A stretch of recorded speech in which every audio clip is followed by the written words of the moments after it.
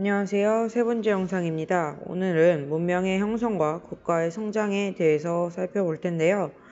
아무래도 그래도 등교 계약하고 나서 여러분들 얼굴을 보고 나서 영상을 찍으니까 조금 마음이 편안해졌어요. 좀 눈에 익는 친구들도 있고 여러분들 보고 수업한다고 하니까 굉장히 좀 덜 떨리는 것 같아요. 자, 이번 시간에는 문명이 어떻게 형성되었는지, 국가가 어떻게 성장했는지 그러한 과정에 대해서 살펴볼 텐데요. 일단 문명이 뭘까요? 여기서 문자는 그럴 문, 글자가 문, 밝을 명, 밝아왔다는 거예요. 글자가 밝아왔다, 즉 문자가 발생했다, 즉 역사의 시대가 시작됐다라는 것을 의미를 하는데요. 이 문명이 발생되는 데는 몇 가지 조건이 필요합니다. 자, 이 문명의 발생 요소는 여러분들 별표 5개 해두세요. 자, 이 문명이 어느 정도 발생하려면 몇 가지 조건을 갖춰야 되는데, 첫 번째, 그 사회가 석기가 아닌 청동기를 사용하고 있는 사회여야 한다. 두 번째, 문자가 발생한 사회여야 한다. 세 번째, 계급이 형성되어 있어야 한다. 네 번째, 도시가 만들어져야 한다. 이 네 가지 조건이 맞았을 때 우리는 그것을 문명사회라고 부릅니다. 대표적으로 우리가 살펴볼 문명은 총 4곳이 있는데요. 이것을 우리는 4대 문명이라고 합니다. 메소포타미아 문명, 이집트 문명, 인더스 문명, 중국 문명으로 우리가 이 각각 문명에 대해서 살펴보도록 하겠습니다. 자, 여러분들 이 지도 별표 또 해둘게요. 별표 3개, 아니야. 별표 5개. 각 문명이 어디에 위치하고 있는지 여러분들 정확히 아셔야 되고요. 그 각 문명에 위치한 곳의 지리적 특징에 대해서도 한번 살펴보도록 하겠습니다. 각 문명은요, 이렇게 큰 강 유역에서 발생하게 됐는데요. 이 각 해당하는 강의 이름과 큰 강 유역에서 문명이 발생하게 된 이유에 대해서 살펴보도록 하겠습니다. 자, 여러분들 교과서에 반드시 적어 놓으셔야 돼요. 자, 기억에 해당되는 곳은 나일강, 니은은 유프라테스강, 디귿은 티그리스강, 리을은 인더스강, 미음은 황허강입니다. 그렇다면 왜 큰 강 유역에서 문명이 발생했냐?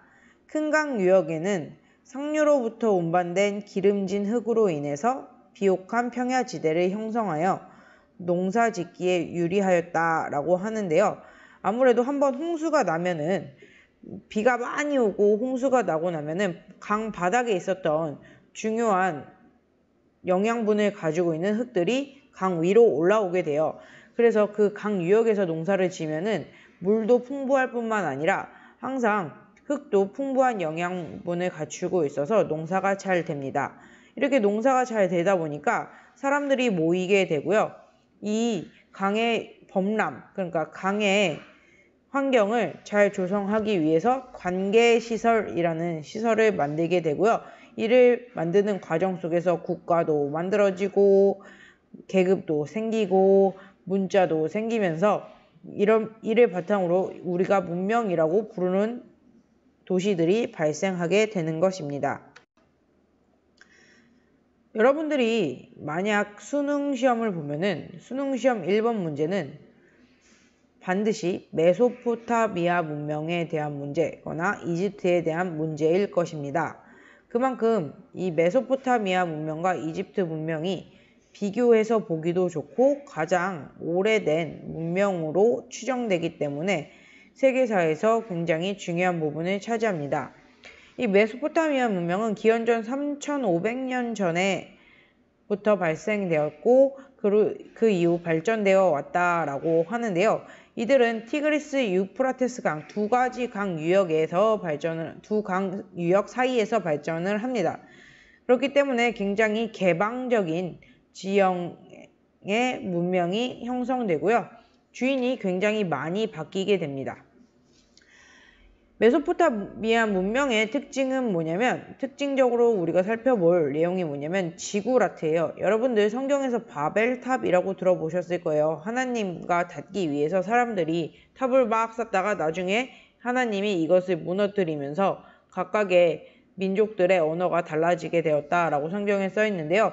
혹시 사람들이 정말 지었다면 그 바벨탑이 지구라트는 아니었을까라는 추정을 하곤 합니다. 이들은 또한 태음역을 썼는데요. 여러분들 뭐 요즘도 우리 보면 양력, 음력 나눠서 쓰는데 이 메소포타미아 문명의 주인공들은 달의 움직임에 대해서 굉장히 관심이 많았어요. 이 달의 움직임을 따라서 농사를 지으면 굉장히 잘 시간이 맞는다라고 해요. 그래서 이들은 달의 움직임을 관찰하고 이를 바탕으로 농사를 지었고 60진법이라는 재미있는 수체계를 썼습니다. 60이라는 것이 한 묶음이라는 거예요. 이게 뭐 어려운 것 같은데 여러분들 시계에 보시면 우리 60초가 1분이고요. 60분이 1시간이죠. 이걸 바로 60진법이라고 합니다. 우리가 메소포타미아 문명을 왜 배워야 돼? 이게 무슨 역사야? 라고 할 수 있지만 이렇게 고대인들의 관습과 문명이 오늘날 우리 사회에도 큰 영향을 미치고 있습니다. 이들은 문자로서는 쐐기 문자를 사용하였고요.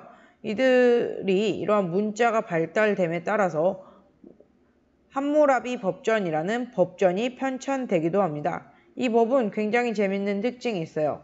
이 법의 기초 원리는 이에는 이, 눈에는 눈입니다. 그래서 내가 너의 이를 부러뜨린다면 너도 나의 이를 부러뜨린다. 내가 너의 눈을 뽑는다면 너도 나에게 눈을 뽑혀야 된다. 라는 굉장히 재미있는 구절을 가지고 있습니다. 다음으로 볼 것은 이집트 문명인데요. 항상 메소포타미아 문명과 이집트 문명을 섞어서 문제가 많이 출제가 돼요. 이집트 문명 같은 경우는 기원전 약 3000년경부터 발생했다라고 추정하고 있고요. 이집트 문명은 나일강 유역에 있습니다. 근데 여러분들 그 이집트가 어디 있죠? 아프리카 대륙에 있죠. 그래서 가기가 쉬울까요? 쉽지 않을까요? 쉽지 않아요. 그래서 약간은 폐쇄적인 지형 안에서 성장하였다. 그래서 여기서는 메소포타미아 문명 같은 경우는 개방적인 지형이었기 때문에 주인이 자주 바뀌었다면 이집트 문명은 폐쇄적인 지형 안에서 파라오라는 절대 왕이 계속해서 이집트를 지배해 나갔다라고 보시면 돼요.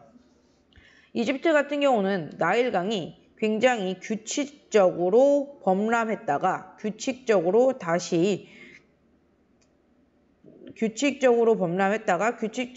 다시 그 물줄기를 찾아왔기 때문에 시간이 언제 그 강이 넘치고 언제 강이 제때 돌아오나 라는 그런 시간적인 관념을 굉장히 중요하게 생각했어요.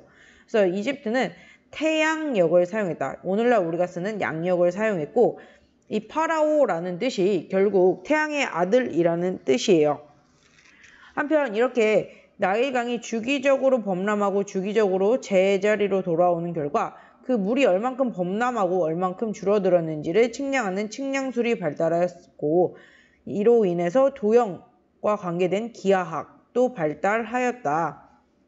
자, 이집트는 뭐 쓴다고 했다? 태양력을 사용하였다. 태양력.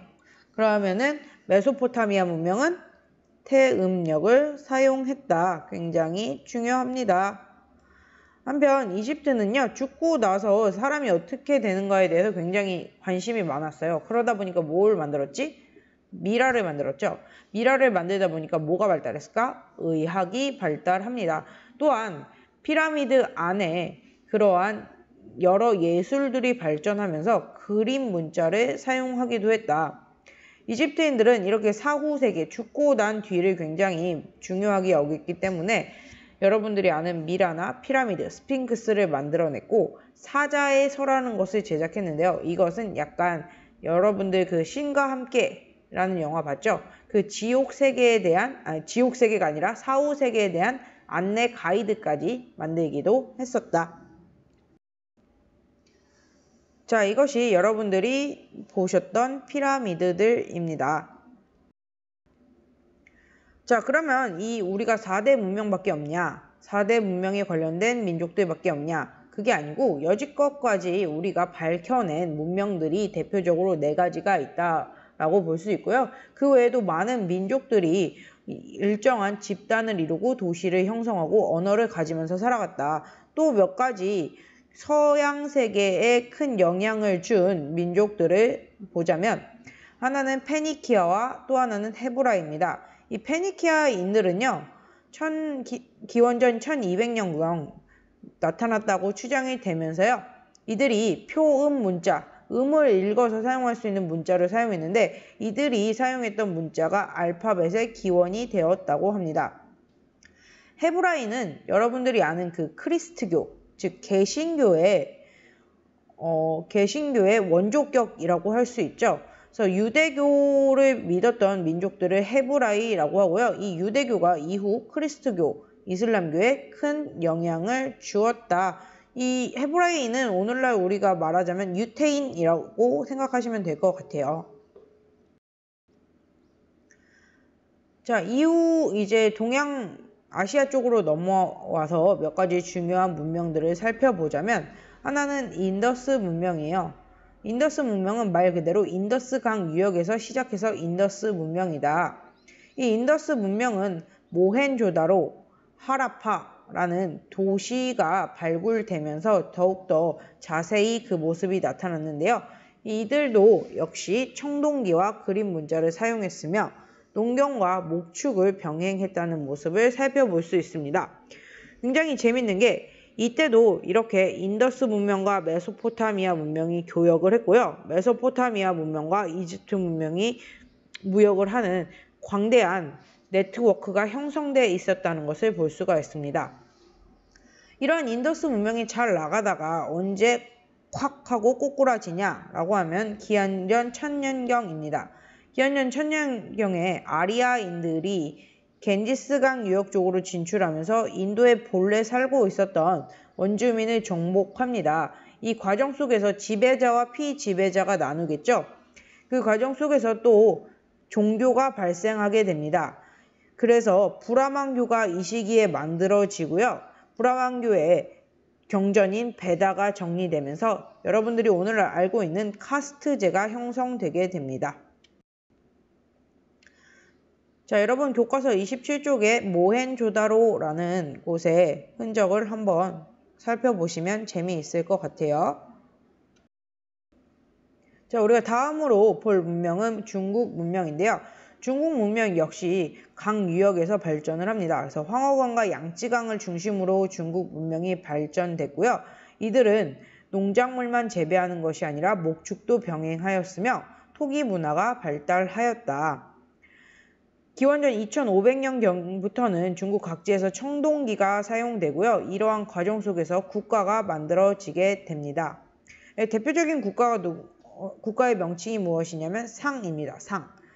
기원전 1600년경에 상이라는 나라가 등장했다라고 추정되고요. 황하강의 중하류의 대부분을 지배했었다. 이들의 정치 형태는 신권 정치라고 해서 신이 나에게 권력을 주었다라는 형태를 가지고 왕이 그 지역을 지배하였다. 그래서 이 왕은요, 갑골문, 그러니까 거북이 등딱지를 불에 쬐갖고 그 거북이 등딱지가 갈라지겠죠. 불에 쬐면은 거기에 있는 내용으로 점을 쳐서 이 나라를 지배하는 데 활용했었다.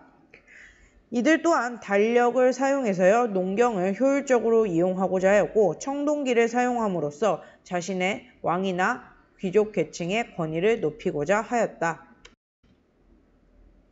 자, 이런 앞서 보이는 것들이 갑골문입니다.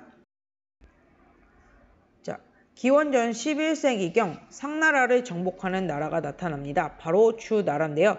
이 주가 등장하면서 중국 문명이 양쯔강 하류까지 확대되었다.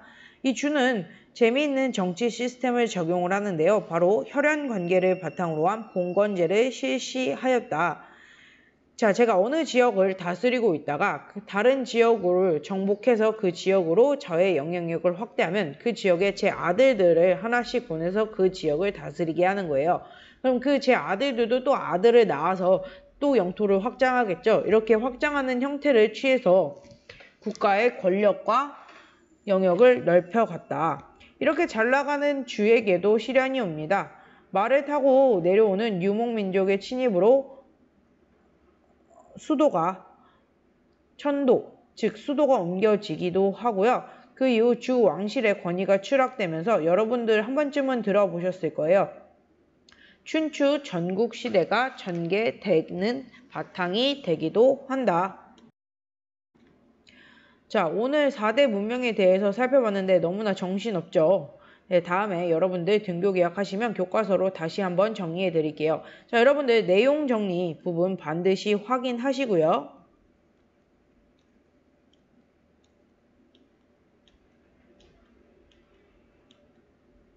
오늘 선생님이 중요했다라고 하는 부분 반드시 교과서에 체크해 주시기 바랍니다. 감사합니다.